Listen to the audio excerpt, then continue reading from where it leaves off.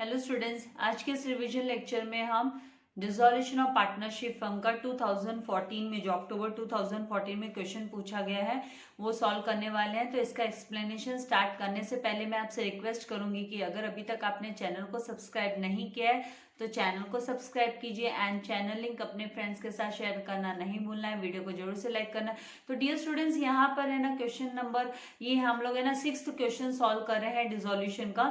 तो जिसमें है ना देवेंद्र एंड गणेश ये पार्टनर्स है, sharing profit and losses in the ratio of 3:2 के रेशियो में ये लोग प्रॉफिट एंड लॉसेस शेयर कर रहे हैं। इसका मतलब है कि 3/5 एंड 2/5 टोटल 5 पार्ट्स होंगे, जिसमें से 3 पार्ट्स देवेंद्र लेकर जाएगा एंड 2 पार्ट्स है ना गणेश। अगर लॉस होता है तो लॉस बेयर करना है, प्रॉफिट है तो प्रॉफिट। अभी यहाँ पर बोला है कि दे डिसॉल्व द पार्टनरशिप फर्म। उन्होंने ना डिसाइड कर लिया कि भाई पार्टनरशिप फर्म को बंद करना है, डिसॉल्व करना है, क्लोज डाउन करना है कंप्लीटली 31 मार्च 2013 को। तो यहाँ पर उनकी जो पोजीशन थी, when their position was as follows, तो इनकी पोजीशन है जो बिजनेस में वो इस तरीके से थी 31 मार्च 2013 को कि सन्ड्री क्रेडिटर्स लायबिलिटीज के अंडर में sundry creditors 12,500, bank OD 10,000, reserve fund यहाँ पर 15,000 का दिया हुआ है। देन है ना capital accounts Devendra and Ganesh का दो ही पार्टनर्स हैं। देन डेटर्स दिया हुआ है RDD, then stock, furniture, motor car and cash in hand दिया हुआ है। तो हमको है ना यहाँ पे टर्म्स में देखना है कि बोला क्या है, क्वेश्चन में क्या पूछा है। तो यहाँ पे prepare necessary journal entries in the books of the firm. Books of the firm की बुक में हमें जर्नल एंट्रीज प्रिपेयर करनी है। एंड जैसे कि है ना जर्नल एंट्रीज की बच्चों की बहुत बहुत डिमांड आती है, इसीलिए मैं मैक्सिमम जो है जर्नल एंट्रीज के सम्स भी आपको प्रोवाइड कर दे रही हूँ यहाँ पर। तो यहाँ पर है ना देखिए अभी है ना एसेट्स रियलाइज्ड की एंट्री दी हुई है कि भाई एसेट्स रियलाइज्ड हुए, डेटर्स हुआ, स्टॉक एंड गुडविल रियलाइज्ड हुआ है। And then motor car is taken over by Devendra ने मोटर कार ले ली 35,000 में, एंड फर्नीचर बाय गणेश 30,000। तो यहाँ पर है ना ये सबके लिए हमको क्या करना होगा कि अनलेस एंड अनटिल हम अगर है ना इसका रफली वर्किंग नोट में अगर हम है ना रियलाइजेशन अकाउंट एंड ये जो पार्टनर्स कैपिटल अकाउंट नहीं बनाएंगे तो फिर हम लोगों को डिफिकल्टी होगी अमाउंट्स के लास्ट के 2 जर्नल एंट्रीज फाइंड आउट करने के लिए। इसके लिए वर्किंग नोट में हम realization account and partners capital as well as cash account में आपको दिखाने के लिए जस्ट इन शॉर्ट हमको कैलकुलेशन करने के लिए हम बनाने वाले हैं। तो यहाँ पर जो जर्नल एंट्रीज प्रिपेयर होगी वो लायबिलिटीज के साइड से जब हम स्टार्ट करेंगे तो बैंक ओडी एंड क्रेडिटर्स को हम है ना ट्रांसफर कर देंगे रियलाइजेशन अकाउंट में। एंड ये जो रिजर्व फंड दिया हुआ है इसको हमको डिस्ट्रीब्यूशन की एंट्री दिखानी होगी। एंड बाद में ये जो कैपिटल बैलेंसेस दिए हुए देवेंद्र एंड गणेश के, तो ये वर्किंग नोट में हम कैपिटल अकाउंट्स में दिखाने वाले हैं। एंड यहाँ पर हम एसेट साइड में आएंगे तो ये जो डेटर्स है, स्टॉक है, फर्नीचर है, मोटर कार है, इन चारों का हमको है ना रियलाइजेशन अकाउंट में ट्रांसफर की एंट्री दिखाना होगा। एंड आरडीडी को है ना आरडीडी टू रियलाइजेशन, क्योंकि इसको भी हमें क्रेडिट साइड में दिखाना होगा, आरडीडी का सेपरेटली हम दिखाएंगे, इसीलिए डेटर्स का ग्रॉस में लेना होगा। तो इस तरीके से जब आप क्वेश्चन रीड करते हो तो आपको क्विकली है ना इसी तरीके से माइंड में आना चाहिए कि आप करने क्या वाले हो। आपका जो स्ट्रक्चर है वो इमीडिएटली रेडी हो जाना चाहिए आपके माइंड में कि एग्जैक्टली आपको करना क्या है। और यहाँ पे ये जो कैश इन हैंड है तो कैश इन हैंड का हमको बैलेंस ब्रॉट डाउन कर कैश अकाउंट में हमको दिखाना होगा। और उसके बाद में है ना हमको जो जर्नल एंट्री बनेगी वो रियलाइज हुए हुए स्टॉक्स की, गुड्स की, इसकी एसेट्स की बनेगी। एंड इन्होंने जो टेक ओवर किया है देवेंद्र ने एंड गणेश ने जो टेकन ओवर किया है उसकी जर्नल एंट्री होगी। और फिर यहाँ पे जो क्रेडिटर्स को पेड ऑफ करने बोला in full statement, in full settlement, for full settlement and the realization expenses. और है ना साथ ही है ना यहाँ पे आपको लिख लेना कि भाई एंड जो रियलाइजेशन एक्सपेंसेस है वो पे करने की बात हुई कि भाई रियलाइजेशन एक्सपेंसेस आपको पे करने हैं, तो बंद करने के एक्सपेंसेस तो पे करने पड़ेंगे, तो इसकी एंट्री आने वाली। लेकिन यहाँ पर एक बात आपको नोटिस करने वाली है कि यहाँ पे आपको कोई भी इंस्ट्रक्शंस नहीं दिया है ओडी को लेकर, बैंक ओवरड्राफ्ट को लेकर कोई भी इंस्ट्रक्शंस नहीं दिया हुआ है।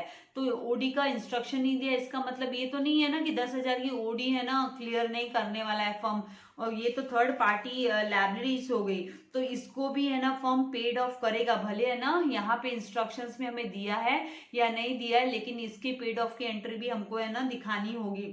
तो ये पहले रियलाइजेशन में ट्रांसफर हो जाता है तो पेमेंट की एंट्री भी वहां हमको उसकी प्रेजेंट करनी होगी। तो ये सब प्रेजेंटेशंस होने के बाद में जो करस्पॉन्डिंग एंट्रीज जहां पर लेजर में हमको एज अ वर्किंग नोट दिखानी है, वो दिखाने के बाद में लास्ट में जब हमें ना लेजर अकाउंट्स क्लोज करेंगे रियलाइजेशन का और इसका पार्टनर्स कैपिटल का, तो हमको है ना 2 एंट्री और मिलने वाली है, जो कि आपको डायरेक्टली है ना आपको काफी डिफिकल्टी होगी, आप डायरेक्टली निकालना मुश्किल हो जाता है। तो बेटर होता है कि वर्किंग नोट में हम क्विकली है ना ये जो है इनके अमाउंट है वो हम ट्रांसफर करने के बाद में जो भी रिलेटेड ट्रांजेक्शन है उनको दिखाने के बाद में हम जर्नल एंट्रीज जो लास्ट में 2 जर्नल एंट्री वो भी यहाँ से हम निकाल ले। तो इसका जो फॉर्मेट है मैंने आप लोगों के लिए फॉर्मेट रेडी रखा है। तो यहाँ पर है ना हम लायबिलिटी साइड से हमें ना जर्नल एंट्रीज फ्रेम करना पहले स्टार्ट कर देते हैं। तो यहाँ पर जो फर्स्ट जर्नल एंट्री होगी वो हम sundry creditors and bank OD को लेकर ट्रांसफर की एंट्री दिखा देते हैं। तो यहाँ पर सबसे पहले डेट के यहाँ पे बस जस्ट 31 मार्च 3, 2013 और आपको यहाँ पे डेट्स है नहीं, इसीलिए 1, 2, 3 करके हम रिकॉर्ड करने वाले हैं यहाँ पर। तो यहाँ पर हम लिखेंगे सन्ड्री क्रेडिटर्स अकाउंट डेबिट, फिर bank overdraft account debit to realization account. हम डिसॉल्व हो रहा है इसीलिए रियलाइजेशन अकाउंट में ट्रांसफर की एंट्री करेंगे।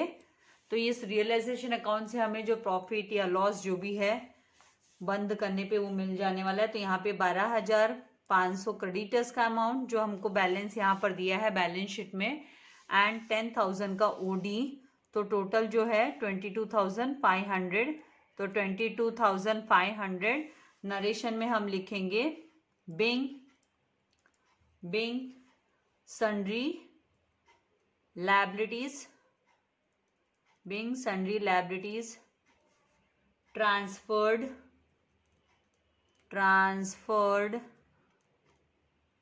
to realization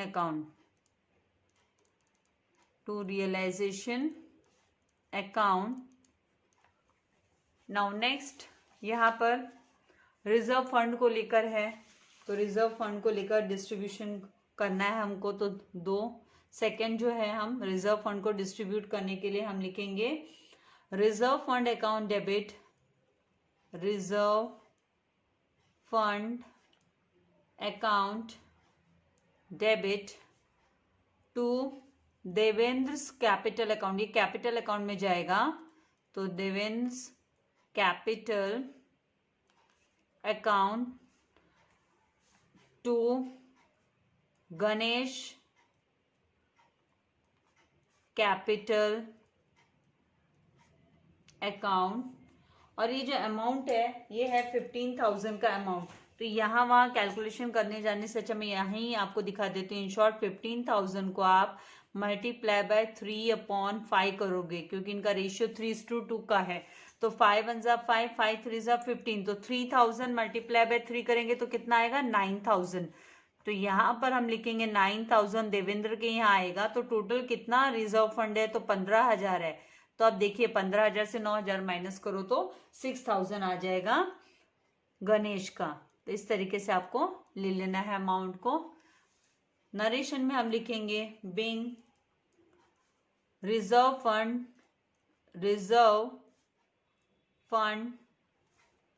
डिस्ट्रीब्यूटेड, ये डिस्ट्रीब्यूट किया है तो रिजर्व फंड डिस्ट्रीब्यूटेड की एंट्री हमको दिखा देनी है। नेक्स्ट जो यहाँ पर है वो है इनके कैपिटल बैलेंसेस को लेकर। तो हम क्या करेंगे, यहाँ पे मैंने वर्किंग नोट में यहाँ पर ये कैपिटल अकाउंट्स हैं, इसको वर्किंग नोट है, ये कैपिटल अकाउंट्स, ये पार्टनर्स का कैपिटल अकाउंट बनाया है। तो वहाँ पर हम इनको रिकॉर्ड कर लेंगे कैपिटल अकाउंट है। तो यहाँ पर बाय बैलेंस हमको क्या करना है, बाय बैलेंस ब्रॉट डाउन कर तो बाय बैलेंस आप इन शॉर्ट लिखोगे चल जाएगा, क्योंकि ये वर्किंग नोट का आपको जब वर्किंग नोट नहीं पूछते तो कोई मार्क्स नहीं है। तो यहाँ पर 1,15,000 एंड यहाँ पर 75,000 गणेश के credit side of capital account में, क्योंकि लायबिलिटीज मतलब क्रेडिट बैलेंसेस हुआ। नाउ हमारे एसेट्स के यहाँ, तो एसेट्स में क्या है, डेटर्स अभी ये जो डेटर्स दिया है, debtors, stock, furniture and motor car, इनकी हमको है ना रियलाइजेशन अकाउंट में ट्रांसफर की एंट्री देनी है।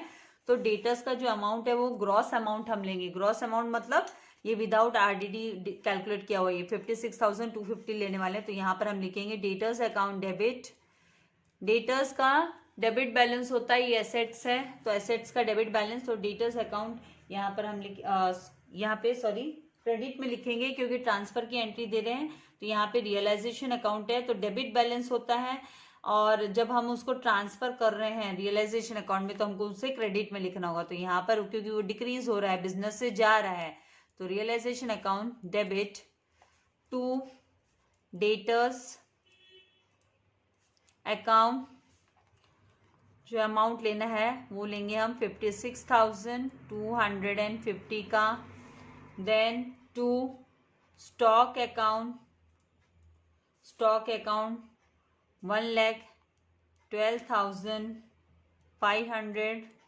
देन टू फर्नीचर अकाउंट, तो to furniture account 25,000 and to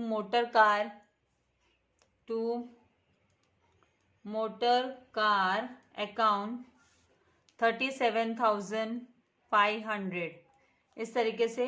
and in सब का हमको क्या करना है, टोटल करना है। तो इन सब का जब हम टोटल करेंगे तो यहाँ पर जो अमाउंट आएगा 500 500 1000 1000 250 मीन्स यहाँ पर हम 250 लिख लेते हैं। 1 कैरी ओवर यहाँ, तो 7 7 + 2 9 9 + 5 कितना होता है 14, 14 + 7 करेंगे तो 21। तो 21 का 1 कैरी ओवर 2 2 + 5 7 7 + 1 8 8 + 2 10 10 + 3 13 13 का 3 कैरी ओवर 1 1 + 1 2, तो 2,31,250। इस तरीके से। और नरेशन में हम लिखेंगे बिंग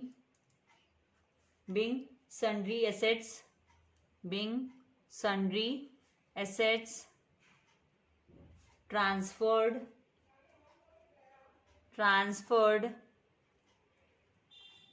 टू रियलाइजेशन अकाउंट। तो ये रियलाइजेशन अकाउंट में ट्रांसफर कर दिए हैं करके इस तरीके से हमको बताना होगा। फिर जो नेक्स्ट यहाँ पर है आरडीडी को लेकर 6,250 का आरडीडी। तो आरडीडी के लिए हम लिखेंगे, आरडीडी मतलब क्रेडिट बैलेंस होता है। अब इसको हम ट्रांसफर करें तो डेबिट में लिखेंगे। तो आरडीडी अकाउंट डिक्रीज हो रहा है तो RDD account debit 6250 to realization account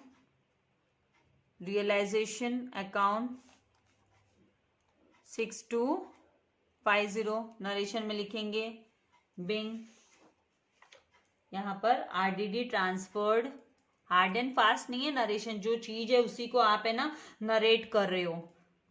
जैसे कहानी कैसे नरेट करते हैं हम, तो ट्रांसफर टू रियलाइजेशन अकाउंट।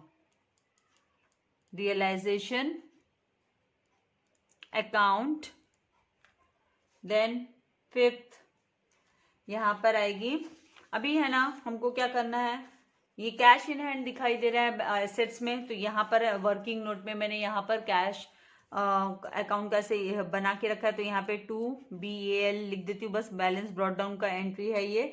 तो 2,500 क्योंकि जस्ट वर्किंग नोट के रूप में मैंने ये है ना फॉर्मेट तैयार किया है कि आप लोगों को इन शॉर्ट जब हमारे पास समय कम हो तो किस तरीके से। और समय वैसे एग्जाम में आपको सजा के बनाने की भी जरूरत नहीं है, वर्किंग नोट में आपको कंपल्शन नहीं होता है, मार्क्स भी नहीं मिलते हैं। तो इन शॉर्ट आप अपनी एंट्री के आपको अमाउंट कैलकुलेट करना है इसलिए बनाना है। तो इस तरीके से आप इन शॉर्ट है ना फटक से अपना रेडी रख सकते हो। तो यहाँ पे 2,500 हमने कैश का रिकॉर्ड कर लिया। अब आएंगे हम टर्म्स पे, कौन से टर्म्स पे क्लोज हो रहा है, क्या बात हो रही है।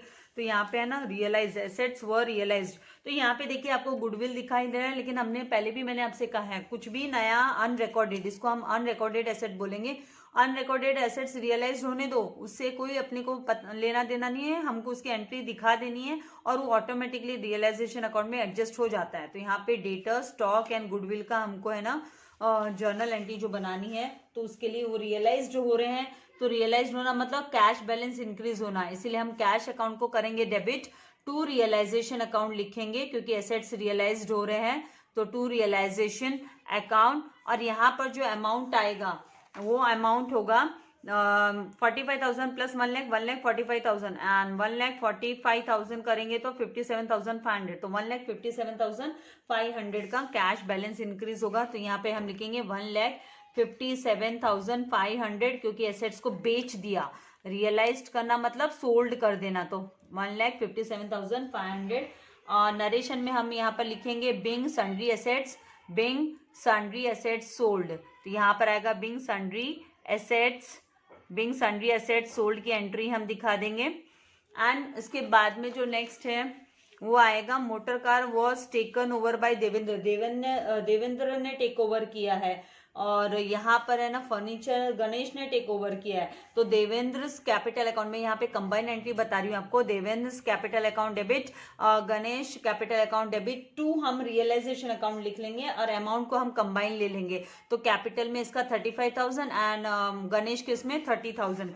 तो इसी तरीके से हमको सिक्स्थ जो जर्नल एंट्री हम लेंगे वो लेंगे कि भाई देवेंद्र कैपिटल अकाउंट डेबिट, तो यहाँ पर 35,000, इसको कंबाइन करें हम एंट्री को, and Ganesh capital account debit 30,000 to, यहाँ पर हम लिखेंगे realization account, to realization account 65,000। Narration में हम लिखेंगे being motor car and furniture, being motor car and furniture taken over by Devendra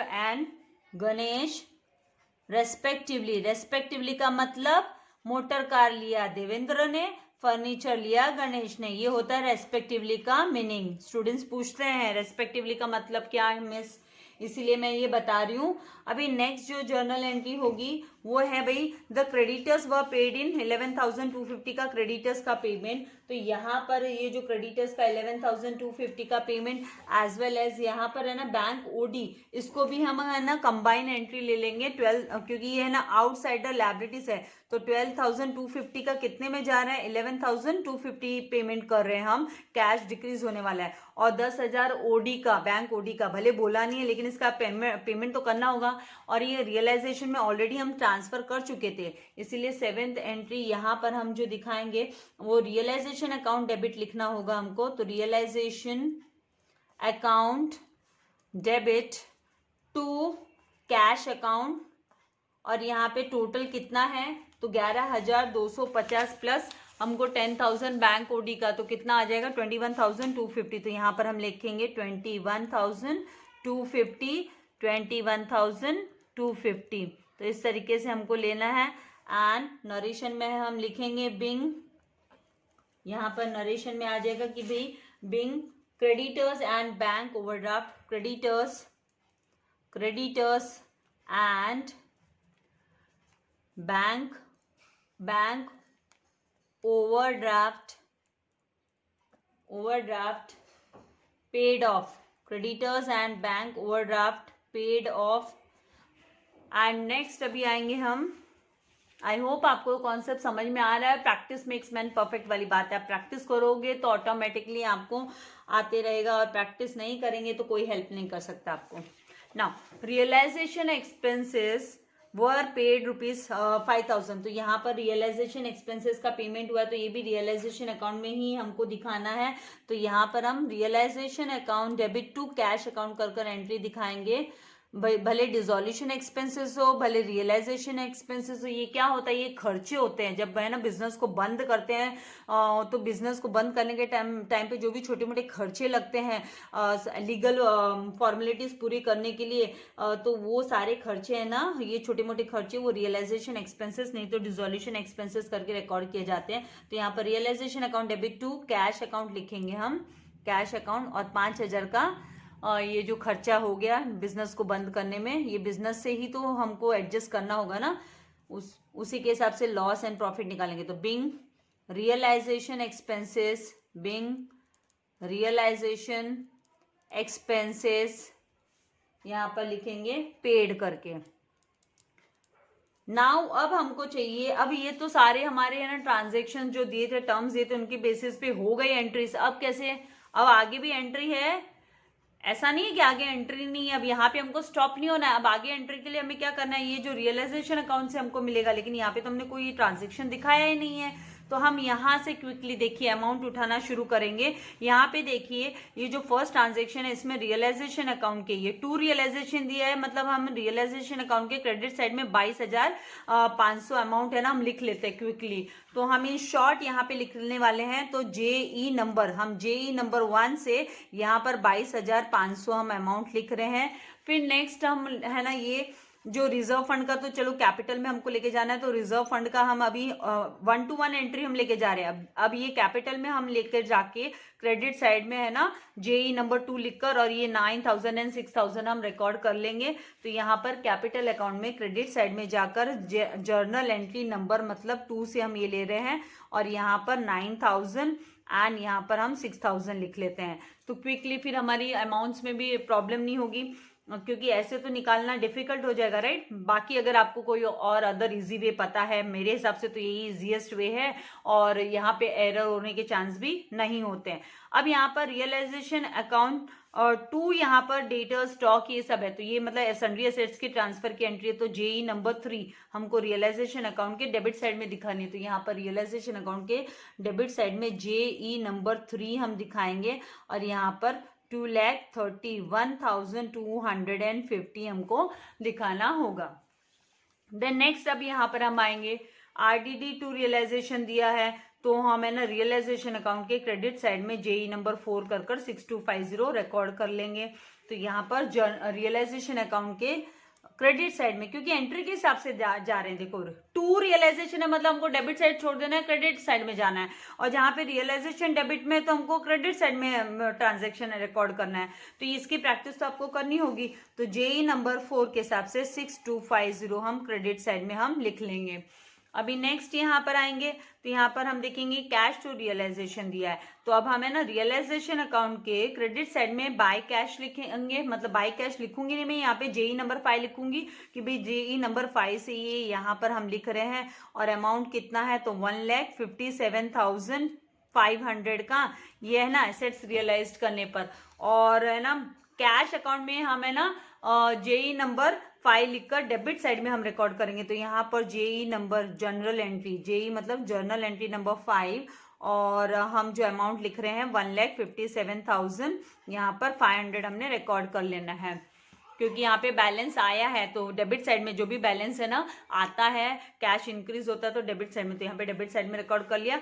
इसके बाद में देखिए नेक्स्ट यहाँ पर है Devendra capital, Ganesh capital 2 realization. तो रियलाइजेशन अकाउंट में एंट्री नंबर 6 कर हम टोटल 65,000 क्रेडिट साइड में 65,000 हम है ना एंट्री नंबर 6 कर दिखा सकते हैं। जेई नंबर 6 करके हमने यहाँ पर है ना 65,000 टोटल अमाउंट दिखा दिया। और अब हमें ना कैपिटल अकाउंट्स में जाकर हमें ना जेई नंबर 6 लिखकर और इन दोनों का अमाउंट लिख देंगे। इन्होंने टेक ओवर किया, तो कैपिटल अकाउंट के डेबिट साइड में यहाँ पर जेई नंबर 6 यहाँ पर आ जाएगा अमाउंट 35,000, क्योंकि इसमें मैं अब आपको काफी शॉर्ट में बता रही हूँ, इसके पहले मैंने काफी ऐसे डिटेल्स में भी बताया है। यहाँ पे अभी क्विक करने के लिए शॉर्ट में प्रैक्टिस भी जरूरी है इस तरीके की। नाउ नेक्स्ट यहाँ पर आएंगे, तो यहाँ पर रियलाइजेशन टू कैश, तो ये पेमेंट की एंट्री है, तो 21,250 की। तो रियलाइजेशन अकाउंट के डेबिट साइड में हम है ना जेई नंबर 7 लिखेंगे, पेमेंट किया है तो एक्सपेंसेस है जेई नंबर 7, और जो अमाउंट आएगा वो 21,250 का आएगा। एंड कैश के पेमेंट साइड में, कैश का पेमेंट साइड कौन सा होता है, क्रेडिट साइड पेमेंट साइड होता है, तो वहां पर हम जेई नंबर 7 लिखकर और पेमेंट साइड में 21,250 का पेमेंट हुआ करके हमको ऐसे दिखा देना है। इसके बाद लास्ट जो है रियलाइजेशन टू कैश है, तो वापस पेमेंट का ही है। तो रियलाइजेशन अकाउंट में जेई नंबर 8 यहाँ पे पेमेंट एक्सपेंसेस डेबिट साइड में हो, तो यहाँ पर 5,000 का हम दिखा देंगे अमाउंट। एंड फिर कैश अकाउंट के पेमेंट साइड में मतलब क्रेडिट साइड में हम जेई नंबर 8 कर हम 5000 दिखा देंगे। इस तरीके से है ना आपको शॉर्ट में करना है।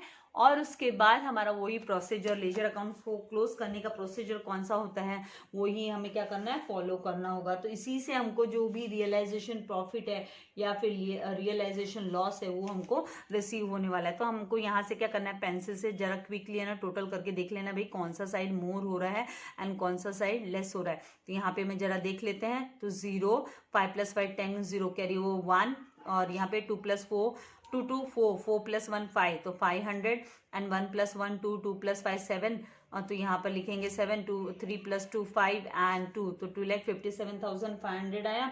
फिर यहाँ पर सेम क्रेडिट साइड का भी टोटल देख लेते हैं कि भी क्रेडिट बैलेंस है कि डेबिट बैलेंस है।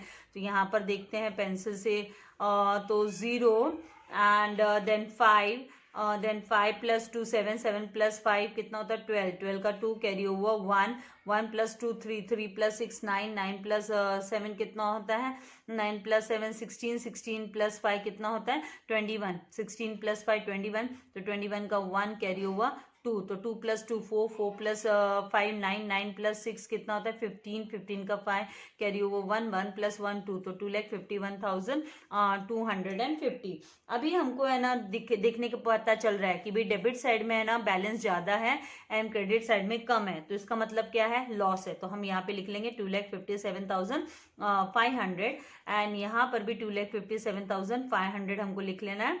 और अब हमको है ना बैलेंसिंग फिगर निकालना है। तो आप 2,57,500 में से अगर आप 51,250 माइनस करते हो तो 250 तो आएगा। यहाँ पर जो बैलेंसिंग फिगर आने वाला है वो आपका यहाँ पर 250, 500 में से 250 माइनस किया तो 250, फिर 7 में से 1 माइनस किया तो 6, एंड ये तो बाकी सब 0 0, तो 6250 है ना, 6250 का जो है बैलेंसिंग फिगर आया। और ये बैलेंसिंग फिगर क्या होगा 6250 का, ये होगा आपका लॉस, ये लॉस है, ये लॉस है। और ये कहाँ पे ट्रांसफर होगा, तो ये पार्टनर्स कैपिटल के डेबिट साइड में आएगा। ये इन शॉर्ट में अभी आपको ये बता रही हूँ कि ये पार्टनर्स कैपिटल के हमको डेबिट साइड में ये दिखाना होगा ये लॉस। तो ये रियलाइजेशन लॉस पार्टनर्स कैपिटल के डेबिट साइड में हम रियलाइजेशन लॉस हमको ये वर्किंग नोट है इसीलिए मैं पूरे इसके जो रूल है TO2 लिखने वाले वो सब फॉलो नहीं कर रही हूँ। तो रियलाइजेशन लॉस है। अब यहीं पे हम है ना, यहीं पर हम इन शॉर्ट है ना कैलकुलेशन कर लेते हैं कि 6250 को मल्टीप्लाई बाय 3/5 आप करोगे तो आपको क्या रिसीव होने वाला है, ये देवेंद्र के लिए डी। तो यहाँ पे 5 1 5, 5 1 5, 1 लेफ्ट 5 2 10, 2 लेफ्ट 5 5 25, 0 1250 मल्टीप्लाई बाय 3 हम कैलकुलेट करते हैं।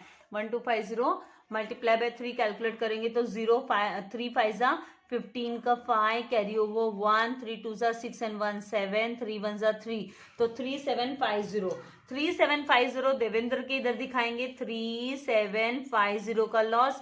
एंड फिर ये 6250 से अगर आपको 7250 माइनस करना है तो वैसे नहीं तो मल्टीप्लाई बाय इसको 2 करोगे, 1250 को मल्टीप्लाई बाय 2 करोगे क्योंकि 2 पार्ट गणेश के है ना, तो मल्टीप्लाई बाय 2 करने पे 2500 आएगा। तो 2500 आपको यहाँ पर लिख लेना है, ठीक है।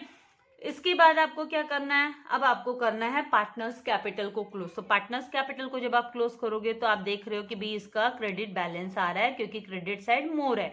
तो यहाँ पर जो है 0,0,0,4,2 1,24,000 एंड यहाँ जो amount 0,0,0 and 6 + 5 11 11 and carry over 1, तो 7 + 1 8, तो 81,000।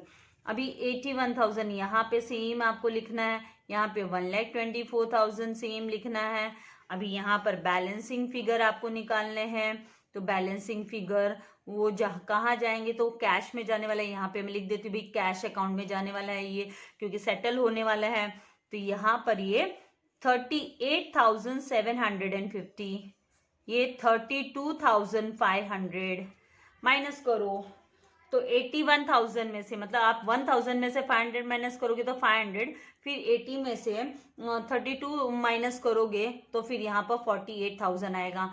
फिर यहाँ पर 1,000 में से 750 माइनस करेंगे तो 250, अब हो गया यहाँ पे 23, ठीक है। तो 3 - 8 तो नहीं हो सकता, तो 13 - 8 करेंगे तो 5 एंड 1 - 3 भी पॉसिबल नहीं, 11 - 3 करेंगे तो 8, तो 85,250। तो इस तरीके से ये कैश अकाउंट में जाएगा। तो यहाँ पर जब कैश अकाउंट के पेमेंट साइड में हम यहाँ पे कैश अकाउंट के पेमेंट साइड में डी देवेंद्र की वजह से जो पेमेंट करना है देवेंद्र को वो 85,250 एंड गणेश को जो पेमेंट करना है वो है 48,500। आप इन सबको टोटल करोगे ना तो आपका कैश का जो है ना टैली हो जाने वाला है। ये आप टोटल करके देखिएगा। अब यहाँ से दो जर्नल एंट्री कौन सी मिलेगी, तो एक तो ये लॉस की एंट्री मिलने वाली है, जिसके लिए हमको क्या लिखना होगा, तो जिसके लिए हमको लिखना होगा कि Devendra capital account debit, Ganesh capital account debit to realization account, क्योंकि ये है ना डेबिट साइड में हम टू लॉस को डेबिट साइड में लेके आते हैं, तो टू रियलाइजेशन अकाउंट। तो इस तरीके से हमको ये एंट्रीज लेनी होती है। तो यहाँ पर हम लिखेंगे देवेंद्र कैपिटल अकाउंट, क्योंकि पहले रियलाइजेशन क्लोज होगा, उससे हमको लॉस या प्रॉफिट है वो मिलेगा, और उसके बाद हमको पार्टनर्स कैपिटल को क्लोज करना है। तो देवेंद्र कैपिटल अकाउंट डेबिट, उसका जो अमाउंट आया वो कितना आया लॉस का 3750, तो हमको 3750 लेना है। तो यहाँ पर हम लिखेंगे जो देवेंद्र का है वो है 3750। Then Ganesh capital account debit, Ganesh capital account debit तो 2500 टू यहाँ पर रियलाइजेशन अकाउंट, तो यहाँ पर टोटल जो लॉस हुआ वो 6250 का। नरेशन में हम लिखेंगे being realization loss distributed in PSR, मतलब प्रॉफिट शेयरिंग रेशियो। नाउ अब 10th एंट्री जो लास्ट एंट्री है वो कहाँ से आएगी, तो वो ये जो यहाँ पर कैपिटल बैलेंसेस की है, जिसमें ये टू कैश अकाउंट हमको लिखना होता है। तो Devendra capital account debit, Ganesh capital account debit to cash account, तो ये है ना आपका कैश अकाउंट ऑटोमेटिकली क्लोज हो जाता है। तो सिंपल डिसोल्यूशन का केस है। तो यहाँ पर देवेंद्र क्योंकि इनका कैपिटल रिफंड कर रही है फर्म, तभी तो हम इसको है ना सेपरेट एंटिटी मानते हैं फर्म को। तो यहाँ पर जो अमाउंट है वो 85,250 जो हमने यहाँ पर कैलकुलेट किया एंड फाइंड आउट किया 85,250। And Ganesh capital account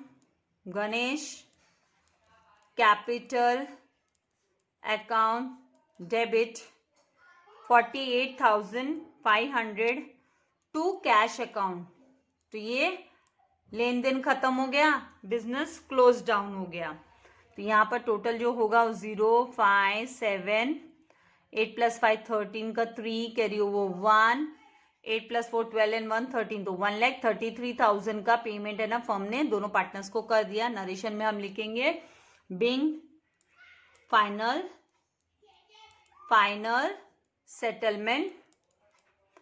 settlement done, तो फाइनल सेटलमेंट हो गया। इस तरीके से आपको है ना सम को सॉल्व करना है। तो आई होप आपको कॉन्सेप्ट क्लियर हो गया है। वर्किंग नोट का आपको फोटोकॉपी लेना है तो आप वर्किंग नोट का फोटोकॉपी ले सकते हो। एंड ये जर्नल एंट्रीज का आपको स्क्रीनशॉट लेना है, मतलब तो स्क्रीनशॉट ले लीजिए। ये बिगिनिंग में तो हम लोग ने मार्च 2014 का सम सॉल्व किया है। एंड खाली स्क्रीनशॉट से काम नहीं होगा, वीडियो को सुनो एंड सॉल्व करो, तभी ज़्यादा अच्छा होगा, नहीं तो छोटी छोटी क्यूरीज रह जाएंगी माइंड में। एंड लाइक करना एंड शेयर करना नहीं भूलना है।